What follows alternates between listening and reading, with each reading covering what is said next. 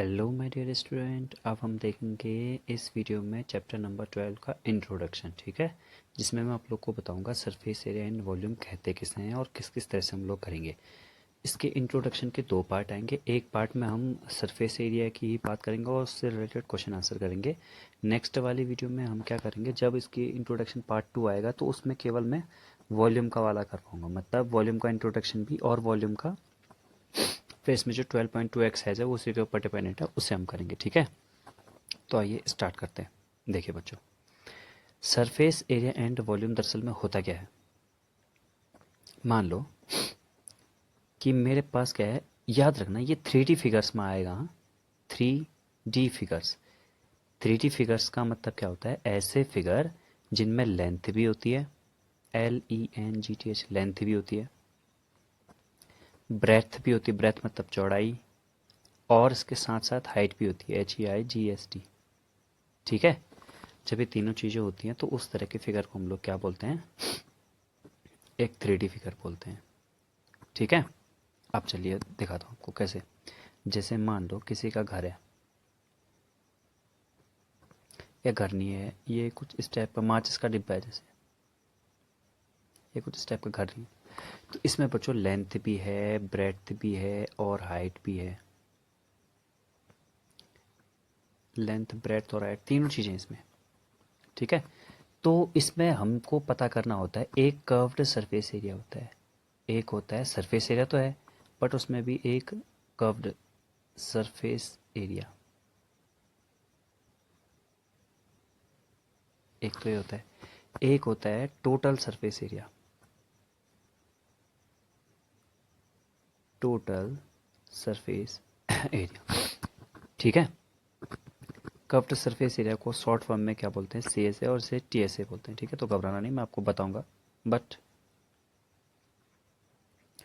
इतना आप लोग याद रख लेना। ठीक है, CSA और TSA, curved surface area, total surface area, curved surface area और टोटल सरफेस एरिया। अभी तक हमने ये जाना 3D फिगर्स होती हैं जिनमें लेंथ होती है यानी कि L, ब्रेड्थ यानी कि B, H यानी कि हाइट, लेंथ लंबाई चौड़ाई ऊंचाई, लंबाई चौड़ाई ऊंचाई होती है, तो उसे हम कहते हैं कि वो 3D फिगर है, हमको दिखता है, हम उसे पकड़ पाते हैं, तो उसका निकलता है CSA और TSA निकलता है उसका। ठीक है, अब किस किस तरह से निकलता है, क्या क्या होता है, ये देखते हैं। देखिए, ये आप लोगों ने देखा होगा पिछली वाली क्लास में भी, 9th वाली क्लास में, ये क्यूबॉइड के शेप का है। ठीक है, ये कौन है, ये वाला कौन है, सेकंड नंबर वाला, ये वाला हो गया सिलेंडर, ये हो गया स्फेयर। स्फेयर बच्चों एक गोला होता है। ठीक है, सर्कल अलग बात होगी, सर्कल तो केवल खाली ये हुआ। ठीक है, मैंने आपको बता रखा होगा इंट्रोडक्शन में, सर्कल केवल ये पार्ट हुआ है, खाली ये गोल जो दिख रहा है ना, यही पार्ट हुआ सर्कल। और जबकि स्फेयर क्या होता है, स्फेयर भी इसी टाइप का दिखता है, तो इसी टाइप का है, वैसे बुक में तो हम ऐसे बनाएंगे, बट अंदर से वो भरा हुआ होता है। अंदर से भरा हुआ इन द सेंस कि मतलब उसके अंदर खोखला नहीं होता है। ठीक है, तो मैं इनके नाम यहाँ पर लिख दे रहा हूँ, SPHERE से स्फेयर कहते हैं, और इसको कहते हैं सिलेंडर, CYLINDR सिलेंडर कहते हैं। इसे कहते हैं कोन, इसे कहते हैं बच्चों क्यूबॉइड। क्यूबॉइड का एक दूसरा रिश्तेदार इसमें लेंथ। स्टूडेंट, यहाँ पर ये क्यूब है, ये क्यूबॉइड है, आप लोग को इतनी बात तो पता है ही। ठीक है, तो हमें करना क्या है कि हम लोग यहीं पर इन सबका, देखिए ये है, ये है, तो इन सबका CSA और TSA में लिख देता हूँ। CSA मतलब केवल बाहर का एरिया। ठीक है, तो इसका CSA होता है 2HL+B, ये होता है। और इस कोन का होता है कोन का होता है πRL, πRL। अभी L क्या होता है वो भी बताऊंगा, यहाँ पर तो आपको पता है ना, H क्या होती है, H हाइट होती है, L length, B breadth. L यहाँ पर ये तिरछी वाली हाइट होती है, स्लैंट हाइट। ठीक है, और ये इस वाली हाइट के साथ 90 डिग्री का एंगल बनाती है, तो यहाँ पर एक राइट एंगल बनता है, ट्राइंगल। और सिलेंडर का हो गया 2πRH, 2πRH होता है। ठीक, स्फेयर का हो गया CSA और TSA नहीं होता है इसका, केवल ऐसे होता है, ऐसे भी बोले तो वही TSA ही बात है इसका। ठीक है, तो अब हम देखते हैं आगे। और देखिए, तो जैसे अभी हमने पढ़ा था क्यूबॉइड का। ठीक है बच्चों, अब क्यूबॉइड का अब आप मुझे बताएंगे जिससे कि आपको ये फटाफट याद होना चाहिए। क्यूबॉइड का होता है CSA होता है, मैं एक बार CSA लिखूंगा और एक बार TSA। ठीक है, तो आपको ये याद होना चाहिए। तो अगर सी एस ए लिखते हैं तो वो होता है इसका क्यूबॉइड का होता है 2H L प्लस बी। इसे कभी कभी हम एरिया ऑफ 4 वॉल भी कहते हैं, ठीक है। और जब टी एस ए लेंगे तो 2 तो होता ही होता है, बस यहाँ सीक्वेंस से होता है, ठीक है। जैसे कि LB H, आप इसे सीक्वेंस से पकड़ लीजिए। देखिए L के बाद B, फिर B के बाद H आएगा, आप बस प्लस लगाना है बीच में, प्लस BH प्लस। अब H भी तो बचा, तो H के बाद दोबारा से क्या आने वाला है, L। तो 2LB plus BH plus HL, ये किसका हो गया, हमारा क्यूबॉइड का हो गया, ठीक है। अब हम आगे बढ़ते हैं और आगे देखते हैं कि किसका किस तरह से होता है। जैसे क्यूब लिखता हूँ मैं आप, तो क्यूब क्यूब मतलब इसकी लेंथ भी ब्रेड्थ भी और हाइट भी इक्वल हो। तो उसमें हम क्यूब को क्या कहते हैं बच्चों, लेंथ ब्रेड्थ हाइट इक्वल। तो length equals to breadth equals to height होती है, तो हम इसे ए कहते थे, साइड कहते थे हम, ठीक। तो इसका सी एस ए और टी एस ए लिखेंगे अब हम। सी एस ए यानी कि कितने 6 साइड होते हैं टोटल, तो 4 ही साइड का एरिया पूछा है। और फिर टी एस ए, हमको ये सब पता होना चाहिए, ठीक है। और इसके बाद इसका कंबाइन भी करते हैं, कंबाइन करके बनाते हैं, मैं आपको बताऊंगा आगे। तो सी एस ए, तो इसका सी एस ए कितना होगा डियर, 4A² और इसका टी एस ए कितना होगा, 6A²। तो एक क्यूब का भी हो गया।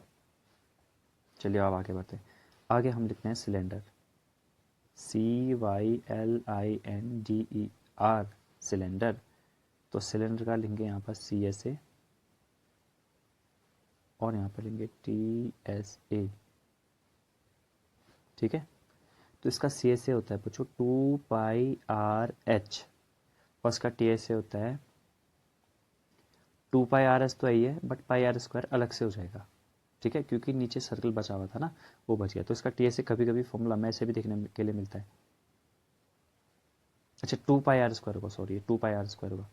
तो 2πR प्लस H ऐसा भी देखने के लिए 2πR² क्यों, क्योंकि दो बच्चे, दो सर्किल बचे ना, नीचे भी और ऊपर भी, ठीक है। तो इस हिसाब से किया हमने। सिलेंडर का तो आ गया अब हमारे पास। अब हम किसका लेंगे यहाँ पे, कोन का। तो कोन का लेंगे CSA और TSA। तो कोन का CSA होता है πRL और TSA होता है हमारा इसका πRL प्लस πR²। नीचे एक सर्किल वाला बच गया ना, तो इसका ऐसा भी होता है πRL प्लस R, ठीक है, ये होता है। और स्फेयर का CSA TSA नहीं होता, उसका केवल सरफेस एरिया होता है। तो CSA TSA पूरा एक ही होता है उसका, ठीक है। तो मैं लिख लेता हूँ यहाँ पर SPHER, स्फेयर का CSA TSA सभी की बात होती है। तो वो कितना होता है डियर, वो होता है 4πR², ठीक हो गया।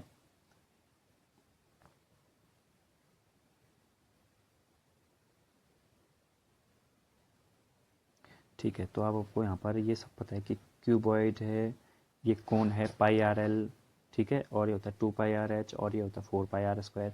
ये सब आप लोग को पता चल गया है। अब होगा क्या कि अब ऐसा मिक्स करेंगे, जैसे मतलब क्या है ना, जैसे नीचे रख दिया उन्होंने एक, चलो एक ये बना लेते हैं सिलेंडर टाइप, ये जो सिलेंडर है, ठीक है। और सिलेंडर के ऊपर क्या कर दिया उन्होंने, एक कोन टाइप में कुछ रख दिया ऐसे। तो बताएगा अब इस पूरे टोटल का एरिया बताना मुझे। तो इस टोटल का एरिया के लिए अब हमें क्या करना पड़ेगा, इस टोटल के एरिया के लिए पता करने के लिए हमें इसका टोटल सरफेस एरिया पता करना पड़ेगा। मतलब केवल बाहरी बार का जो हम टच कर पा रहे हैं उस एरिया को पता करना पड़ेगा, ठीक है। क्योंकि ये तो पहले से सॉलिड है, तो हमें सॉलिड है या खोखला है वो भी देख लीजिएगा आप, ठीक है, तभी आप कर पाएंगे ईजिली। तो अगर मैं देखूँ तो इसमें बच्चों दो तरह से होगा ये। एक तो सिलेंडर का CSA हो गया, तो एक तो CSA ऑफ सिलेंडर हो गया, इसके साथ मैं प्लस करूंगा CSA ऑफ कोन को, कोन को प्लस करना पड़ेगा। और यह वाला हिस्सा भी तो बच गया ना, तो प्लस नीचे वाला, नीचे वाला मतलब एक अलग से बचा, तो इसका अलग से सर्किल का एरिया लिखूंगा मैं। तो अलग से सर्किल का एरिया कितना होता है πR², और R यहाँ पर किसकी, ये कोन की R आएगी, ठीक है। और यहाँ पर ये मतलब सिलेंडर की R आएगी, ये गलत बोल दिया मैंने, CSA ऑफ कोन यहाँ पर ये, ठीक है। अब कोन में क्या होता है, दरअसल कोन में कुछ ऐसा होता है ना, ये ऐसे करके एक क्या बन जाता है हमारा, राइट एंगल ट्रायंगल बन जाता है। यहाँ पे 90 डिग्री का एंगल बनता है। ये हो जाएगा H, ये हो जाएगा R, तो ये हो जाएगी L। तो यानी कि एक आपको ये भी याद रखना फॉर्मूला, छोटा सा फॉर्मूला बट काम का, बहुत जगह पे यूज़ होगा आपके। तो ये होता है H² plus R² equals to L², ठीक है। ये पाइथागोरस थ्योरम लग के आ जाता है ये, ठीक। तो आज के लिए इतनी ही क्लास है फिर, जिसमें मैंने आप लोग को बताया क्यूबॉइड का surface area, total surface area, फिर बताया था क्यूब का, फिर बताया था कोन का, फिर बताया था सिलेंडर का।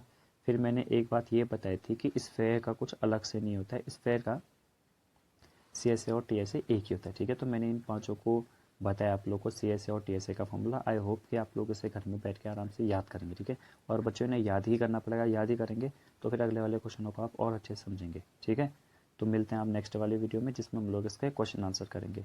ठीक, तो तब तक के लिए थैंक यू।